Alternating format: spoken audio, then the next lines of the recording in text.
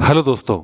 आज हम आपको भारत के उस मंदिर की कहानी सुनाने जा रहे हैं जिसे लोग मार्तंड मंदिर भी कहते हैं। उसका सबसे बड़ा रहस्य आज तक आपके सामने कभी नहीं आ सका, क्योंकि वो राज आज हम बताने वाले हैं अपने अखंड भारत चैनल पर। अगर आपने इस चैनल को अभी तक सब्सक्राइब नहीं किया है तो सब्सक्राइब कर लीजिए, बेल आइकन जरूर दबा दीजिए, क्योंकि यह राज जानने के बाद आपके रोंगटे एक बार जरूर खड़े हो जाएंगे। साथियों, कहानी शुरू होती है 2500 साल पहले से। बड़े ही विधि विधान से इस मंदिर का शिलान्यास किया जा रहा था, यानी कि पहली ईंट रखी जा रही थी, पहला पत्थर रखा जा रहा था। उसी वक्त पूजा पाठ कर रहे विद्वान ज्योतिषी और विद्वान आचार्यों ने कहा था कि याद रखना राजन, जब भी जिस काल में इस मंदिर की जो दशा रहेगी वही इस आसपास के क्षेत्र के सनातनियों की भी दशा रहेगी। अगर आप इस चीज़ को जोड़ कर चलें तो आपको आभास हो जाएगा कि यह भविष्यवाणी और वह गणित कितनी शक्तिशाली थी, जो आज भी मंदिर के अवशेषों के साथ और वहाँ के कश्मीरी सनातनियों के हालातों के साथ कितनी टैली करती है, यानी कितना साम्य रखती है। साथियों, जी हाँ, जब ये ज्योतिषी भविष्यवाणी कर रहे थे, महाराज रणदित्य के चेहरे पर तमाम सारे भाव गुजर गए थे। लेकिन ठीक 1000 साल के बाद ललितादित्य मुक्तापीड ने इस मंदिर को उसके चरम पर पहुंचा दिया। और यकीन जानिए साथियों, वही सनातन के भी परम वैभव का समय था। सूर्य मंदिर से एक बात हमेशा जुड़ी है साथियों, कि सूर्य उगता है, तपता है, रोशनी देता है तो ढलता भी है। मार्तंड मंदिर का शौर्य भी ढला, और एक ऐसा समय आया जब आतताई दरिंदों ने इसका कण कण नोचने का पूरा प्रयास किया।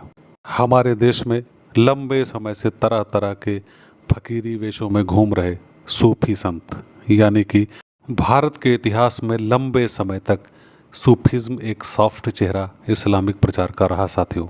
लेकिन उस वक्त यानी कि 15वीं सदी में यह काफ़ी हार्ड हो चुका था, ख़ास तौर पर कश्मीर में, क्योंकि घुसपैठ के जरिए यानी कि किसी एक को महाराजा ने जो शरण दी, उस व्यक्ति ने पूरे सिस्टम को हाईजैक करके यानी राजतंत्र को अपने कब्जे में लेकर के इस्लाम के बंधक बना दिया, इस्लाम के प्रति समर्पित करा दिया। उसी में उत्पन्न हुए सूफी महोदय, जो कि प्रेम की दीक्षा उपदेश देने वाले थे, उन्होंने यानी कि उनका नाम था मीर मोहम्मद हमदानी।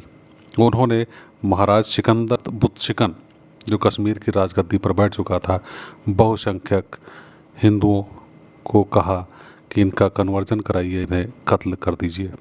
यानी कि आज से ठीक 800 साल पहले जो सिलसिला शुरू हुआ साथियों, वो आज तक नहीं रुका। वह आखिरी सिरा आकर रुका है राहुल भट्ट पर। अब जैसा कि नाम था सिकंदर बुतशिकन, वो सिकंदर नहीं है ये जिसको आप महान विजेता समझते हैं, विश्व विजेता समझते हैं। ये दूसरा सिकंदर है। और ये बुतशिकन का मतलब मूर्तियाँ खंडित करने वाला, मूर्तियों को तोड़ने वाला। तो इस व्यक्ति ने पूरे प्रयास किए वो मार्तंड मंदिर को ढहाने के, गिराने के, लेकिन जब असफल रहा, तमाम सारी शक्ति, आर्थिक शक्ति, सैनिक शक्ति झोंक देने के बाद भी सिकंदर बुतशिकन उस बुत को शिकन भी नहीं पहुंचा पाए, तो उनकी परेशानी बढ़ गई।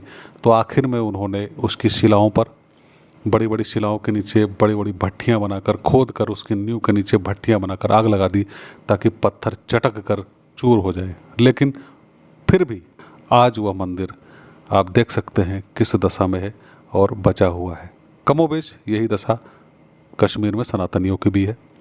जानकार बताते हैं कि इस मंदिर का डिजाइन, इस मंदिर का स्ट्रक्चर ऐसा है कि जिसके कोणीय जो स्थापनाएं हैं उनको आज तक समझा नहीं जा सका है। कहते हैं मार्तंड अगर अस्त होते हैं तो उदित भी होते हैं।